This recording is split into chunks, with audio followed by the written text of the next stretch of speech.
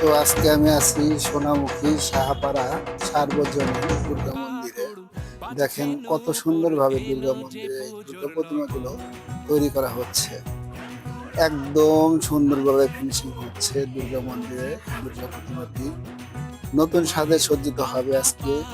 এখন আমাদের দুর্গা মা, এই দেখেন এই ভাইটা কি সুন্দরভাবে কাজটা করতেছে, একদম পারফেক্ট। তো 28 তারিখ থেকে আমাদের মা দুর্গা প্রতিমার কাজ শুরু হয়ে যাবে এবং পূজাটাও শুরু হয়ে যাবে। আপনাদের সবাইকে পূজার আমন্ত্রণ রইল। এবং সেই সাথে আমাদের আশিস দা দেখেন কত শ্রম দিচ্ছে এই মন্দিরটাতে, এবং এই প্রতিমাটা যেন সুন্দর হয় সেই জন্য কাজটা মন দিয়ে করতেছে।